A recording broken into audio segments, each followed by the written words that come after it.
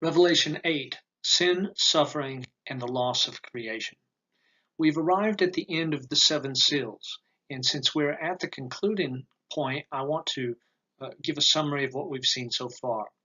The book that is sealed closed represents the right of the Messiah to reign over God's recreated creation.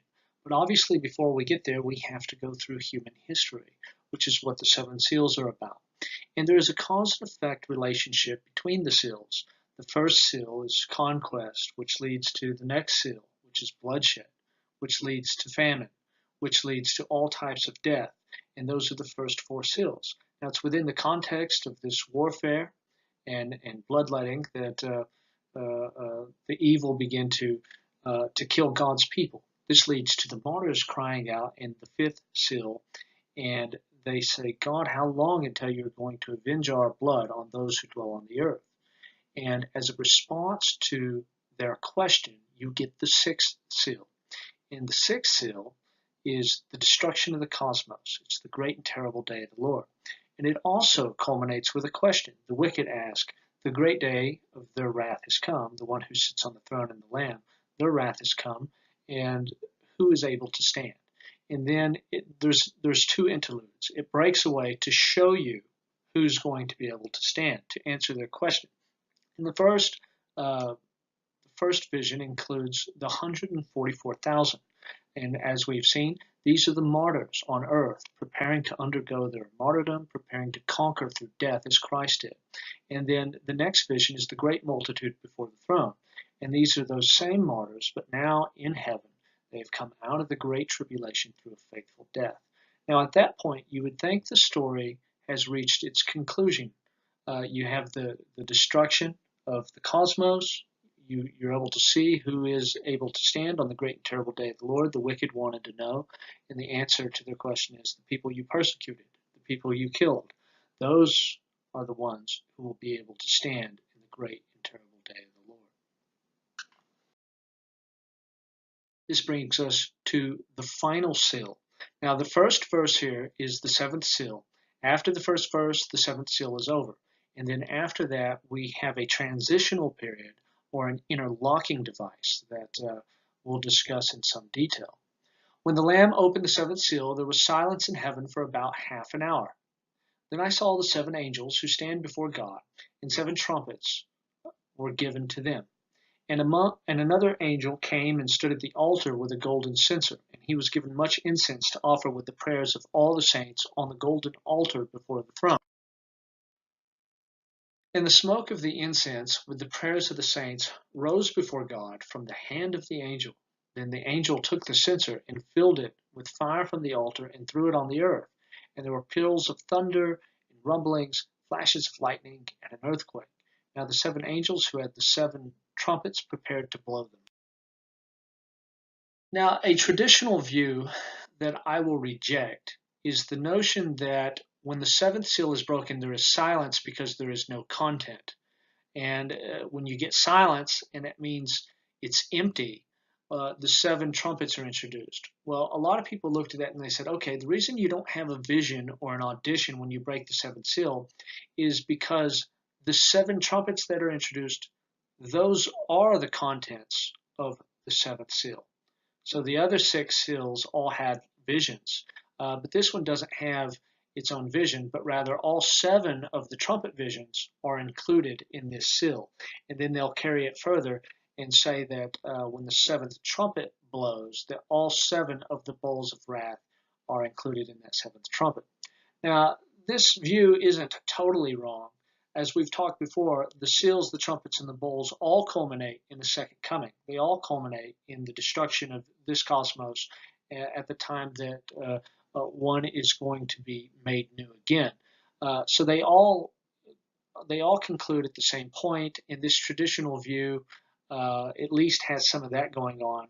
However, it's very problematic to do it this way, where you say all seven trumpets fit in the seventh seal and all seven bowls of wrath fit in the seventh trumpet. For example, the seventh trumpet has its own content. The seventh trumpet blows, and say the kingdom of the world has become the kingdom of our Lord and His Christ, and there's all sorts of things going on. And there's no reason to say, well, since the seventh trumpet is empty, we need to put the seven bowls of wrath in there. And the only reason they do that with the seventh seal, I think, is because we're reading the text from a Western perspective. In our culture, which is full of stimuli, everybody's always on social media. There's always music playing. There's always a television on. There's always a podcast, etc. We get to silence and we think it doesn't mean anything because silence in our culture doesn't mean anything. However, the Bible is an Eastern text, and silence in the Eastern world may be very significant. It's not going to be viewed as empty. Uh, that is a very westernized reading. Silence, there are periods of silence in ancient Jewish liturgy at the temple, in the synagogue, and in the ancient church. And so they're not going to see silence as no content. They're not going to see silence as empty. Silence has meaning. And so that's what we want to explore a little bit further. Now, a final objection I'll make to this traditional view is it doesn't perfectly fit. See, the seventh seal is after the creation has been destroyed. Well, the seven trumpets describe the destruction of the creation. So in other words, if you wanted to fit all the trumpets into any seal, they would fit into the sixth seal much better, because the sixth seal just shows the destruction of the cosmos all at once, and the seven trumpets show that as a process. And so if you needed to fit them in anywhere, you would need to fit them into the sixth seal. They don't necessarily fit into the seventh seal all that well. So this view should be rejected on several fronts. Silence as shock and awe at the sight of wrath. In the sixth seal, we saw the wrath of God in the great and terrible day of the Lord. Now, some will interpret this silence as a sign of shock and awe. Heaven has just seen the great and terrible wrath of God, and so it has left them in silence. Now, those who will buttress this view go to a number of Old Testament passages where silence is associated with God's wrath. Zephaniah, be silent before the Lord God, for the day of the Lord is near. Psalms, idolaters who die will abide in silence. Let the wicked be put to shame. Let them be silent in Sheol. Habakkuk, but the Lord is in his holy temple. Let all the earth be silent before him. 1 Samuel, the wicked are silenced in darkness because the Lord will judge the ends of the earth. Now, I'm not going to all out reject this perspective. I think it has a lot going for it. It at least has the advantage of using the Old Testament, which we have seen is absolutely fundamental to the way you interpret the book of Revelation. So at least they're on the right track in that regard. However, I think that this view can be supplemented. Now, before we go on to what I think is the best explanation, I want to talk about a perspective that's fairly popular in the literature, but I think is wrong. Silence so prayers can be heard. There was a Jewish tradition that affirmed in the fifth heaven, angelic servants praise God at night but become silent during the day so that praises offered by Israel can be heard by God. You see another version of this in an old Jewish book, the Testament of Adam from the 2nd century. And we've talked about this book before, but it purports to tell us everything that happens in heaven by the hour. There are 24 hours, and it describes the activity of each hour. In the 11th hour, there is joy in all the earth, while the sun is rising from paradise and shining forth upon creation. And then in the 12th hour, silence is imposed upon all the ranks of fire and wind, that is, the angels in heaven, until all the priests burn incense to his divinity. And at that time, all the powers of heavenly places are dismissed. So heaven kind of gets a break. Everybody takes this hour off because God is paying attention to what the priest is doing in the temple. He's receiving their incense and their praise. And so folks have understandably taken this and applied it to Revelation, that there is silence here so that God can hear the prayers of the saints. Now, the problem with this in the context of Revelation is this is essentially a duplication of the fifth seal. You had the fifth seal where the saints cried out and they said, God, avenge us, make things right. And then the sixth seal, God answered their prayer. Well, now if we get to the seventh seal and it's prayer again, well, what's going on? We've already had a seal dedicated to prayer, and then we had a response to that prayer, and now we go back to prayer. Not only that, silence is never the condition elsewhere in Revelation when God listens to people's prayers. There are a number of places where God listens to the saints, and there's no indication in those passages that everybody in heaven has to be quiet while that takes place. And so I would suggest that this view is problematic and just ultimately is unconvincing. This is the view that I think is best. Silence is a return to the primeval silence that existed before the world began. In Genesis, it says the earth was formless and void, and darkness was over the face of the deep, and the Spirit of God was hovering over the face of the waters. Jewish apocalypses written around the time of Revelation insisted that there was silence prior to God making the world. This is how they interpreted formless and void, that there was silence and there was darkness over the face of the deep. After the martyrs cried out in Seal 5 for vengeance, Seal 6 followed by using cosmic wrath language that engulfed the whole universe. It naturally follows that Seal 7 would be silence, suggesting a return to the primeval quiet that Jews believed preceded the creation in Genesis. This silence serves to heighten the anticipation of new creation. And I'll give you some examples of what I'm talking about. In 4th Ezra, written in the first century, O Lord, you spoke at the beginning of creation and said on the first day, let heaven and earth be made, and your word accomplished the work. Then the Spirit was blowing, and the darkness and silence embraced everything. The sound of human voices was not yet heard. Then you commanded a ray of light to be brought out from your store chambers. Now, that passage in 4th Ezra says that before creation made, there was silence. But interestingly, and I think this parallels with what we're seeing here in Revelation, after the creation is destroyed in the future, it says there will be a return to that primeval silence. Then the world shall be turned back to primeval silence for 7 days, as it was at the first beginnings, so that no one shall be left. Now, this is very interesting, because if Jews see or did see the creation as being, before it was organized, that it was in a state of silence, and then God began to put it back together. Well, now what we're encountering in Revelation, like in 4th Ezra, is the expectation that after the cosmos is destroyed, it will return to a period of silence. That's a very interesting way of seeing it, and there are a number of precedents for this. For example, Miss Hogan, who is a scholar of 4th Ezra, she says this period of 7 days in this book marks the definitive end of the present world, but by alluding to Genesis 1 also points to the creation of a new world. So it's not just that we're returning to silence. That silence is also the precursor to something to come. In Genesis, the silence preceded the creation of the world. So at the end of the seals, when we would go back to silence, this precedes new creation.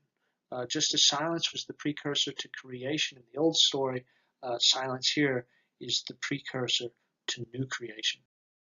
Another example from a first century apocalypse, 2nd Baruch, or how shall one speak of your praises? Or to whom shall that which is in your law be explained? Or shall the world return to its nature before time, and the age revert to primeval silence? Again, we can see this is a big theme during the period that Revelation was written, that there was silence before the world began, and now there will be silence after the world concludes. Now, I want to take just a quick excursus, a timeout, to talk a little bit about 2nd Baruch here. 2nd Baruch is written in the name of Jeremiah's scribe. You'll recall in the Old Testament that the prophet Jeremiah had a scribe who was writing down all his words, and the scribe was Baruch, the son of Neriah. Now, 2nd Baruch is written in his name, but as with a lot of these old books, Baruch didn't actually write it. The actual historical Baruch was in the 6th century BC, and this Baruch is in the 1st century. Nevertheless, it's interesting that the Baruch who actually wrote down the words of Jeremiah, we may have found his seal. Uh, you'll recall in an earlier lesson, I told you that when these fires occurred in ancient palaces, they would burn up documents, but the clay seals that were on the documents would survive. They would actually be hardened by the flames. Well, this is a seal that is believed to come from the fall of Jerusalem in the 6th century BC. And what's interesting about it is it says on it that the seal belongs to Baruch the son of Neriah. And there's even some of his fingerprint in the bottom right of the seal.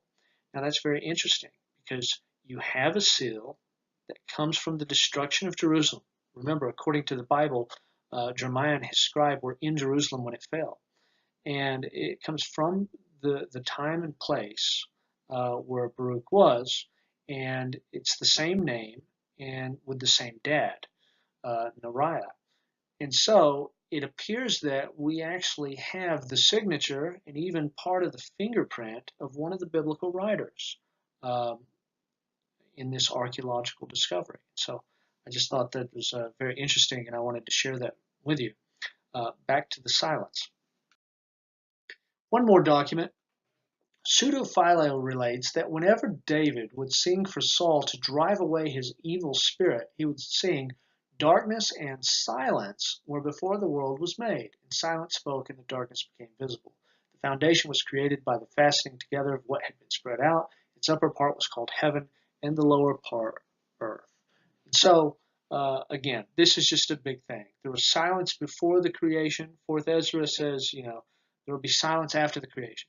In Revelation, the creation's been destroyed, and now if there's a scene of silence, that should be no surprise to us. We see this sort of thing a lot in the apocalypses and books of the time.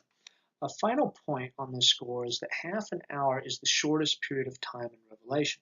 Now, the reason that's important to us is because it may indicate that it's a negative period of time. All right. If half hour of silence was for people to pray to God, that would be a good thing. But if the creation is destroyed and we are in between creations, there is no creation, there is no earth, this would obviously be a bad thing. Now, bad periods of time are usually symbolized by brief chronological units in Revelation.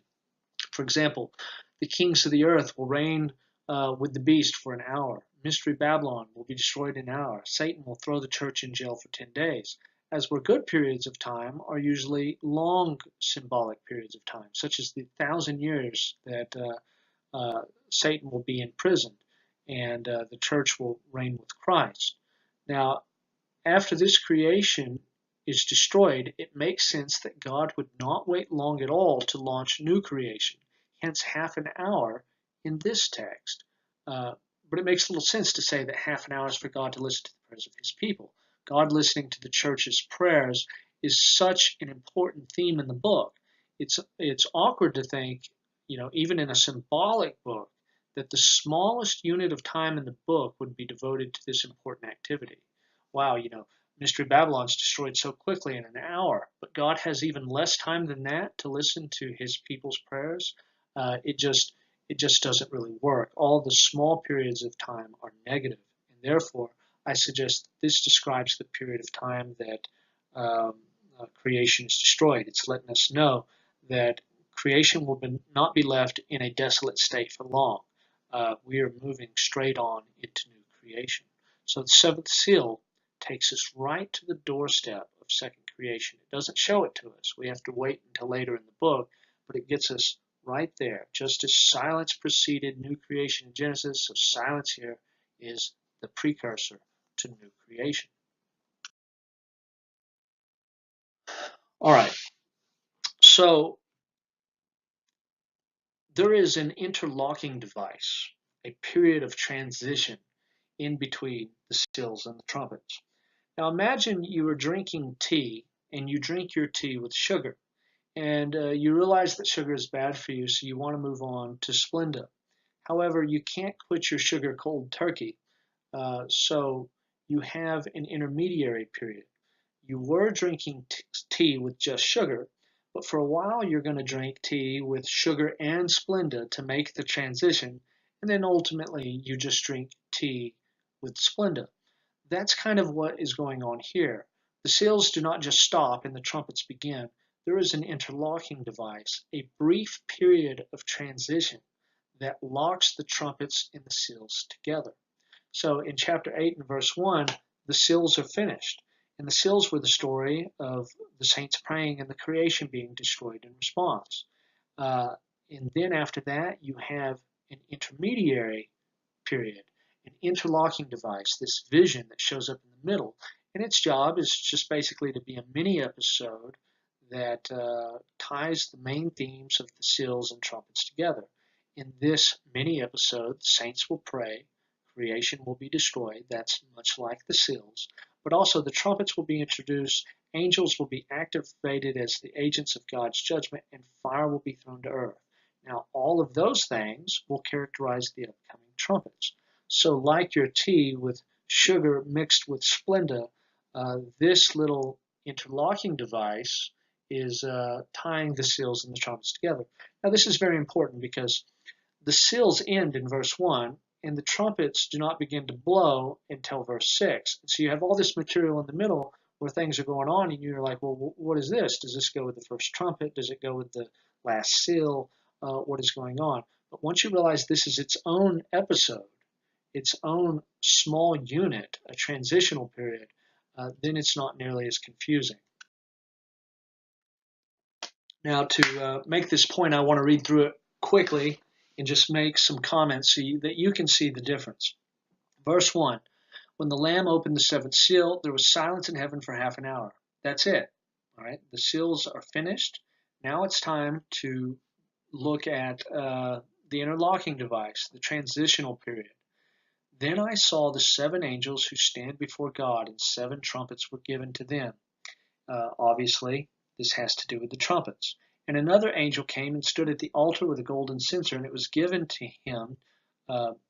He was given much incense to offer with the prayers of all the saints on the golden altar before the throne. Now that's like what happened in the seals, where prayers were offered in heaven, and then there is going to be a response. However, it's also like the trumpets because now the angels are involved. You didn't hear much about the angels in the seals, but now in the trumpets they're going to be all over the place as the agents of God's judgment. The smoke of the incense with the prayers of the saints rose before God from the hand of the angel. The angel took the censer and filled it with fire from the altar and threw it to the earth. Now that's interesting because in the seals, again, there was prayers, and the response was to destroy the earth. That just took place here. However, this phrase of throwing fire down to the earth, that will also occur in the first trumpet, and it's the only other place in Revelation where that language is used. So we have language here that fits the seals, but also fits the trumpets. And then it ends with a Mount Sinai theophany that we've discussed before, but we'll discuss again. And there were peals of thunder, rumblings, flashes of lightning, earthquake. Now the seven angels who had the seven trumpets prepared to blow them, and then right after that they begin to blow. Now, in case you were skeptical of this, I'll point out that there is a chiasm in this mini episode, and you'll recall that these chiasms are designed to let us know, hey, this is its own unit, this is its own section, and it's kind of a sandwiching effect where the stuff on the outside reflects each other, and the stuff on the inside reflects each other. So on the outside, point A, the seven angels are given trumpets, and then point A at the bottom, the seven angels prepare to sound the trumpets. Inside, another angel carries the censer with the prayers of the saints, and the angel hurls the censer with fire to the earth. So on the outside, points A, you have seven angels doing something. On the inside, points B, you have a single angel doing something. And this sort of chiasm and structure signifies to us that this is its own unit and it's trying to say something. And so this isn't, a continuation of the seventh seal, and it's not a part of the trumpets. It's something in the middle. It's a transition. A few points about this transitional period. We are back to the language of global Jerusalem. This part here where it says the angel took the censer, filled it with the fire of the altar, and threw it to the earth, is based on a vision in the book of Ezekiel, where a man clothed in linen, that is an angel, he spoke to the man clothed in linen and said, enter between the whirling wheels under the cherubim, and fill your hands with coals of fire from between the cherubim, and scatter them over the city. Now this happens time and time again in the book of Revelation. Prophecies in the Old Testament that were about the city of Jerusalem are now taken and applied to the whole world. Now why does Revelation always do this with the city of Jerusalem? Again, it's because the city of Jerusalem killed Christ, and therefore God destroyed Jerusalem. This is what Jesus predicts in Matthew 23. It's taught at other places as well. Because apostate Jerusalem on a local level killed Christ, and now a global Jerusalem, a global system of persecution is killing Christ's followers, well, that global Jerusalem is going to get the same treatment as local Jerusalem. Local Jerusalem is destroyed for killing Christ, and so the global persecution system is a type of giant Jerusalem that will also be destroyed for killing the followers of Christ. Again and again, we find that Jerusalem in this book is not a city, it's a global system. And that's why all these passages from the Old Testament about Jerusalem are taken and changed so that Jerusalem is now a universal system in this book. This takes us back to the Mount Sinai formula. Now, we've discussed this previously, how every time this formula occurs, it lets us know that the end has just occurred, and now we're going to back up, and we're going to go through the process leading up to the second coming again. And whenever this occurs, we know that. It tells us, hey, you just read the end, you've arrived at the conclusion, well, now we need to start over and look at it from a different perspective leading up to the second coming of Christ. And every time this formula occurs, it's going to get a little bit longer and a little bit more detailed. And that's because every time we go through the story of history leading up to the second coming, we're going to look at new and additional details to the story. We've seen some things leading up to the end in the seals, but we didn't see everything. We're going to back up now, and we're going to look at the trumpets. And after we see the trumpets version of history, it's going to end with another Sinai theophany, and then we're going to back up and look at it again from another perspective. So this formula is very important to us. It lets us know the end has occurred. And it comes from Exodus 19, where the people of Israel are terrified to death because they now have to meet with God on Mount Sinai. It's one of the most terrifying scenes in the Bible. Well, the reason why this scene always replays here once you arrive at the end in the book of Revelation is to let us know that the people of the world are having their own Mount Sinai experience. They are now face to face with God, and they are in terror because they were not prepared.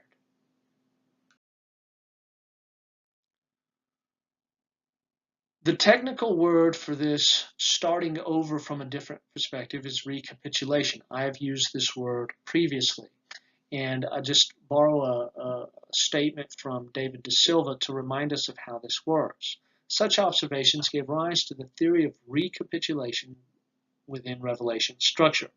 In its simpler form, this means that John leaps at various points to the end, after which he returns to fill in some more details about the plagues preceding the end.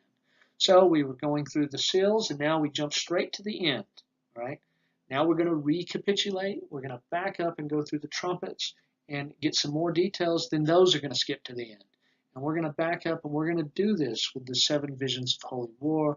We're going to do it again with the bowls of wrath. And depending on how you read the millennium, from an all-millennial or a premillennial perspective, we may, in fact, do it again after that. We'll discuss the millennium when we get there.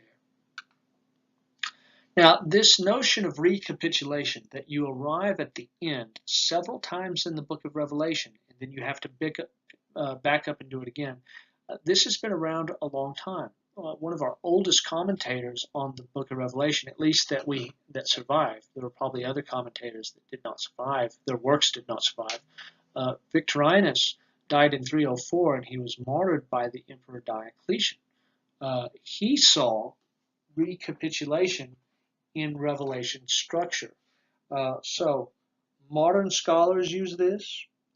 It goes back to the church fathers, and um, anyway, it's just whether ancient or modern interpreter, people have realized for a long time that you do not read the book of Revelation in chronological order. Uh, that it in fact goes through history several times from several different angles. And if you read Revelation that way in chronological order, you're going to screw up the book really bad. It is not written in chronological order. Christ returns in this book about 5 times, and it's important to recognize this if you're going to make any sense of the book. This takes us to our next section. And the 7 angels who had the 7 trumpets prepared themselves to sound them. The first sounded, and there came hail and fire mixed with blood, and they were thrown to the earth. And a third of the earth was burned up, and a third of the trees were burned up, and all the green grass was burned up. The second angel sounded, and something like a great mountain burning with fire was thrown into the sea, and a third of the sea became blood. And a third of the creatures which were in the sea and had life died, and a third of the ships were destroyed. The third angel sounded, and a great star fell from heaven, burning like a torch, and it fell on a third of the rivers and on the springs of waters. The name of the star is called Wormwood, and a third of the waters became wormwood, and many men died from the waters because they were made bitter. The fourth angel sounded, and a third of the sun, and a third of the moon, and a third of the stars were struck, so that a third of them would be darkened, and the day would not shine for a third of it, and the night in the same way. Now, I want to give a quick disclaimer before we move any further and we analyze the trumpets in isolation.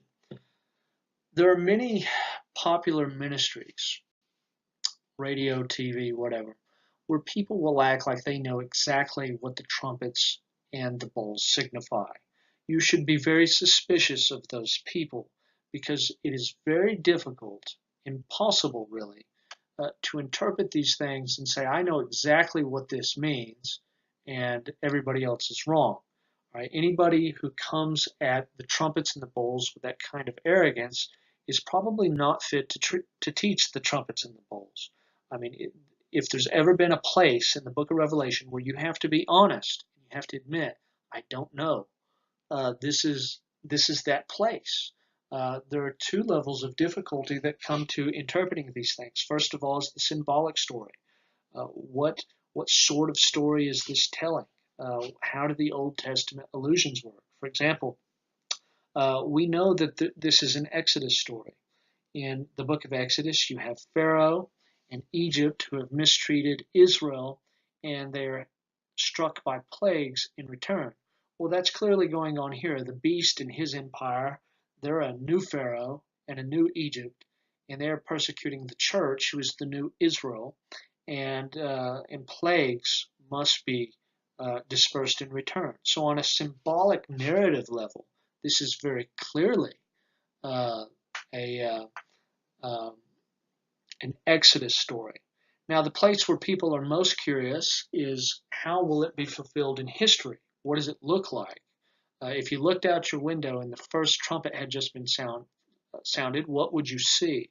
Now, that is very difficult because we know there's a lot of symbolism mixed in with this imagery. So we'll look at some options.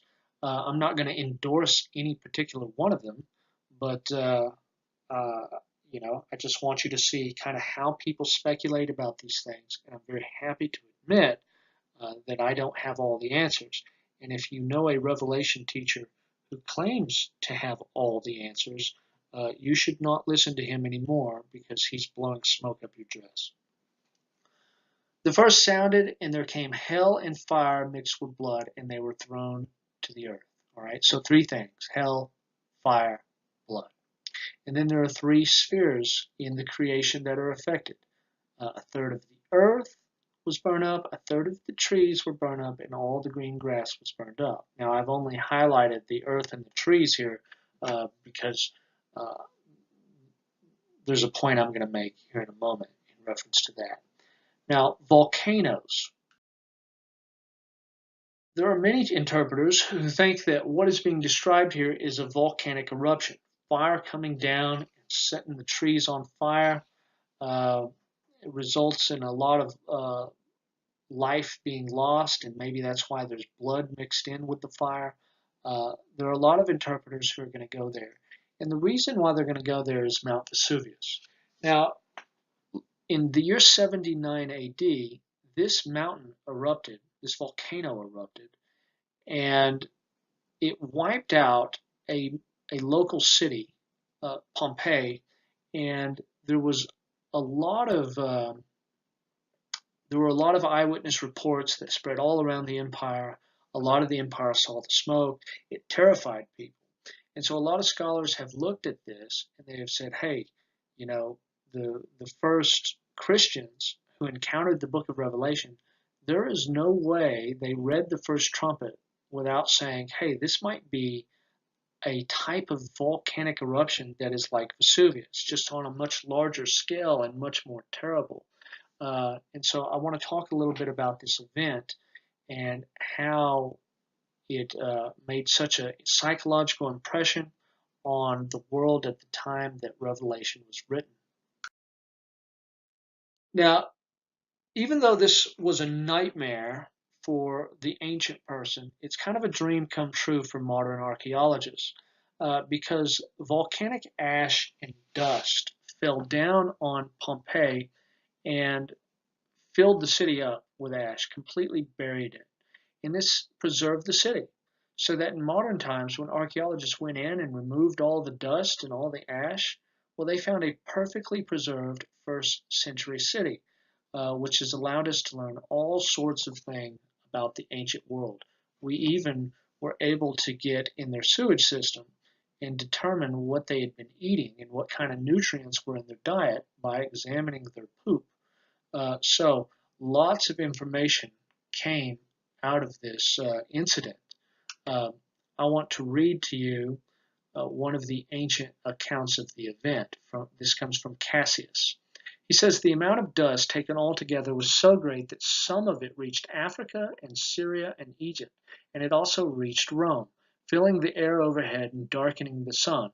There, too, no little fear was occasioned that lasted for several days, since the people did not know and could not imagine what had happened, but like those close at hand, believed that the whole world was being turned upside down, and that the sun was disappearing into the earth, and that the earth was being lifted up to the sky. So you can see here on the left an archway and Mount Vesuvius behind that. Uh, there were lots of warning signs, lots of rumbling and stuff. People had plenty of time to evacuate. A lot of people did, and some people did not. The people who did not paid for it. But you can see in these pictures this impressive city that was recovered.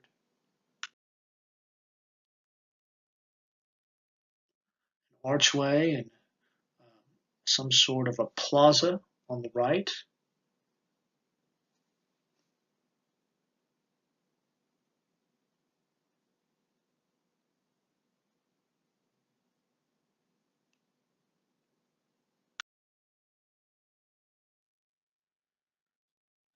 It was must have been an awful death.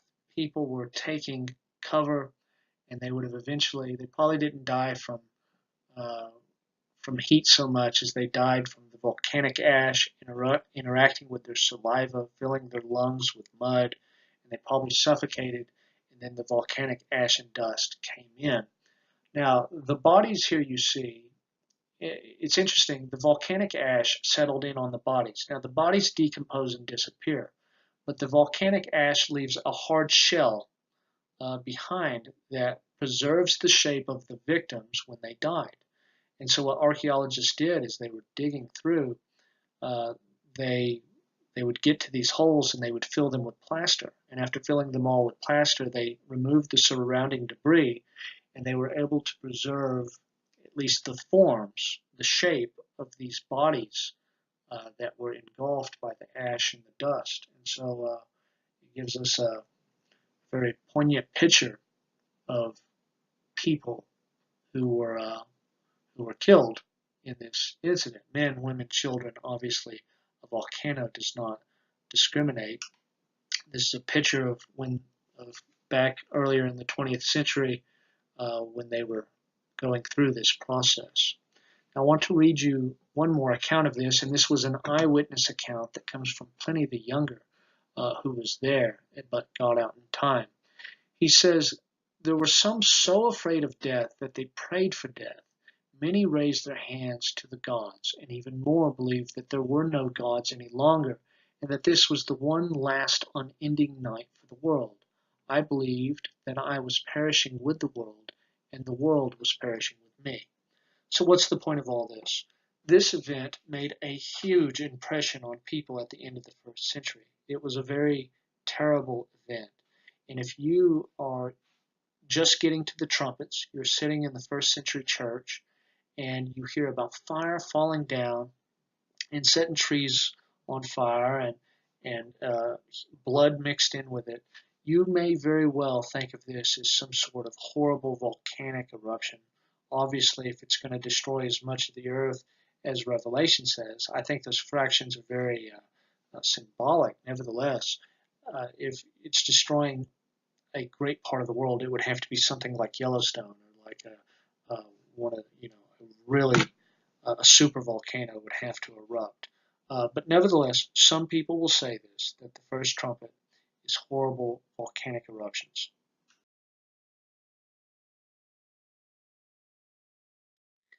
Now, it says that the trees were set on fire.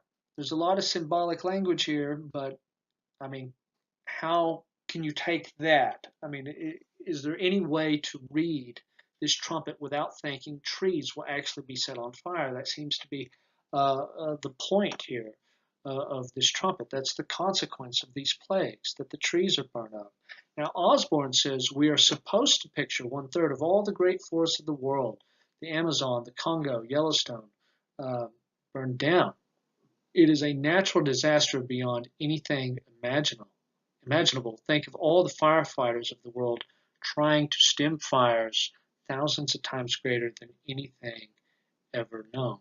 So, uh, yeah, a forest fire. Now, whether you take this from volcanic eruption or you take it for something else, a lot of folks will read this and they'll say that this is a terrifying image of the trees disappearing. Williamson uh, he tries to put this in an ancient perspective for us. He reminds us that there are prophecies about judgment against trees twice in the book of Revelation. And he says in ancient Eastern Mediterranean culture, trees played a far greater role in human life than they do today, perhaps comparable to the ubiquitous role of petroleum or electrical energy in our world. Most oil for cooking and for light after dark came from olive trees. Any house having a large room had wooden beams. In summer, the shade of trees or of awnings stretched on wood frames were the primary means of shelter and relief from the sun's heat. In the cold of winter, the primary source of heat was wood fuel. In addition, tools and furniture were made of wood. Ancient warfare depended on trees for spears, bows, and arrows, and siege engines. Finally, trees were direct sources of food, furnishing olives, nuts, dates, and various other fruits. So important were the fruit trees to the sustenance of life that the law of Moses governing warfare forbade cutting them down, as in Deuteronomy chapter 20, verses 19 and 20. Now, in our time, trees are obviously very important. In fact, because of photosynthesis and ecology and all those things, we know things about trees that the ancients didn't. However, every house is not necessarily made of trees. We use coal and we use other gases and stuff to get to cool our houses and to cook our food. But this is their fuel. This is their way of staying warm. This is their way of being cool, to try to find some shelter under the trees, to build homes out of trees. I mean, they are very much aware of how important the trees are to life. And so this would be a terrifying image here for them to see the trees going away. Now, G.K. Bill says that this is symbolic imagery that is meant to describe a situation of famine. He's not persuaded it's a volcanic eruption. Uh, he's he doesn't. He's not going to say it's even a forest fire. He's going to say that since it comes from the seventh plague in Egypt, the main point here is famine. So the text in Exodus says, "Now the Lord said to Moses, stretch out your hand toward the sky, that hail may fall on all the land of Egypt." So there was hail and fire flashing. We want to remember that. There's fire flashing continually in the midst of the hail, very severe, such as had not been in all the land of Egypt since it became a nation. Now, the seventh plague in Exodus states that there's hail and fire flashing continually in the hail. Many scholars agree that in the Exodus plague and in Revelation's first trumpet, it is a reference to lightning in a hailstorm because it says the fire is flashing. Many times in the Old Testament, when fire comes down out of heaven, that's what they're talking about. They're referring to lightning. Exodus states that the flax and the barley crops were devastated by this plague, but the wheat survived because this crop was still in the early stages of the growth season. Now, Bill suggests that this plague in Revelation also means to communicate the devastation of the food supply. Now, for him, it's probably not a literal hailstorm with lightning as in Egypt, but by stating that it was mixed with blood, Revelation hints that the human conflict, reminiscent of the red horsemen who took peace away from the earth, is the cause of the famine. An ancient war strategy was to burn enemy fields to starve them into submission. Fire and hail mixed with blood suggest war strategies that intentionally devastate food supplies, creating the famished effect of Egypt's seventh plague. So, for him, it's not necessarily a volcanic eruption, not necessarily a forest fire, not necessarily even lightning in the hail. The seventh plague of Egypt created a severe but limited famine.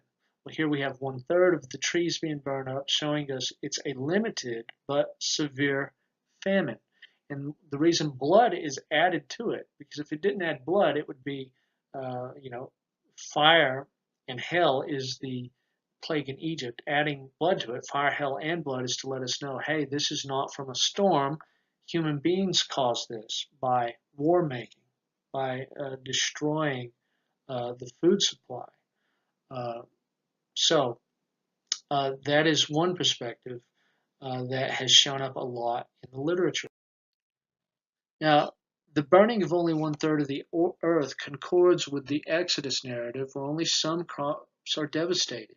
Also, we've seen that 1/3 of the earth is affected, and that God's servants are sealed and protected. Now, that's just like this plague in Egypt. This plague did not hit the land of Goshen, where God's people were. So these plagues are discriminatory. Just as they're discriminatory in the book of Exodus, they're discriminatory in the book of Revelation. They don't hit everybody. Now, the rapture people say that the reason we have to leave before the plagues come is because we're not subject to the wrath of God, but they're not paying attention. As when we did the lesson on chapter 7, we've seen that God's people are spared from the plagues. They're given a seal of protection. And so the plagues are not poured out without discrimination. This only affects 1/3 of the earth, and it only affects those who are not in good standing with Christ. There's another reason he believes this, and it's because the language of 1/3, he says, is derived from a famine passage in Ezekiel. In Ezekiel 5, it says, "As for you, son of man," talking to Ezekiel, "take a sharp sword, take and use it as a barber's razor on your head and beard. Then take scales for weighing and divide the hair." Now, he does something with each third of the hair. The first third is fire. 1/3 you shall burn in fire at the center of the city, and when the days of the siege are completed. Then you shall take 1/3 and strike it with the sword all around the city, and 1/3 you shall scatter to the wind, and I will unsheath a sword behind them. Now, later on in the chapter, he interprets the thirds. Of course, the 1/3 of the hair that was thrown to the wind, this is people being scattered into the exile and then death following them. And the 1/3 that is smitten by the sword, this is, the third of the city that was put to death. But the 1/3 of the hair that was burned in fire, it says 1/3 of you will die by plague or be consumed by famine among you. And so Bill is going to say, in Ezekiel, you have 1/3 and you have fire, and it's associated with famine. And in Exodus, you have the 7th plague, which creates famine. He says both of these Old Testament passages showed up in the first trumpet. And therefore, we're looking at a situation of famine. Now, again, is it famine caused by war making? Is it famine caused by volcano? Is it famine caused by lightning storms and hailstorms? Is it, is it something else? Is it a massive forest fire that is either created by natural catastrophe or by human activity? I can't say, right? I'm not going to pretend that it's easy. I do expect that whatever this plague is, it's not simply, stuck within the socio-political realm. Something actually has to happen to the creation. That's the point of the trumpets and the bowls, that they destroy the creation that's made in the week of Genesis. That's what separates them from the seals. The seals only talked about people, but the 7 trumpets and the 7 bowls of wrath are going to focus on the creation. I don't know exactly how this is going to work. I do expect that some trees will actually get burned up, but the cause of it, no idea. But I do think that this isn't just metaphors for upheavals in the social and political realm, that there's actually something that is going to damage the earth. And beyond that, I'll entertain all sorts of speculations, but I'm not going to endorse any one particular view. Of course, for Bill, this is an escalation of the 4 horsemen. Conquest was followed by bloodshed, and this led to the Black Horsemen, who represented famine. He says this is just an escalation of that event, of that thinking. As where this was 1/4 of the earth under the horsemen, now it is grown to 1/3 of the earth under the first trumpet. The final thing I want to point out here is a connection to the book of Genesis. Now, do you remember back in chapter 7, it said, I saw 4 angels standing at the 4 corners of the earth, holding back the 4 winds of the earth, so that no wind would blow on the earth, or on the sea, or on any tree. Now, we can tell when the destructive winds begin to blow. The angels hold back the wind, but it's only temporary. At a certain point, the winds are released to begin destroying the creation. Now, it's interesting what it says here, that the wind would blow on the earth, the sea, and the trees. Well, the sea is not affected until the 2nd trumpet, but the earth and the trees are specifically targeted in the 1st trumpet. The 1st trumpet is the only one that's going to say it specifically targets the earth, even though all of them, almost all of them, will involve things that take place on the earth. Only the 1st trumpet is going to say it was cast down to the earth, and only the 1st trumpet is going to say that it targeted the trees. Now, why is Revelation letting us know when the wind begins to blow? Why is it letting us know that the destructive wind begins to blow on trumpet number 1? The reason is the book of Genesis. The earth was formless and void, and darkness was over the surface of the deep. And the spirit, breath, or wind of God, the Hebrew word ruach can mean any of those things, and it doesn't have to mean one to the exclusion of the other. The wind of God was moving over the surface of the waters. Throughout the 7 trumpets and the 7 bowls of wrath, we will notice that they line up with the 7 days of creation. The creation that was made in Genesis will now be systematically destroyed in the same order it was made. And so, since the creative wind of God, the wind that began to form the creation, began to blow on the first day of creation, well, now the wind that destroys the creation necessarily began to blow on the first trumpet. And as we go through the trumpets, we will see that each one of them, in their own way, will line up with the 7 days of creation.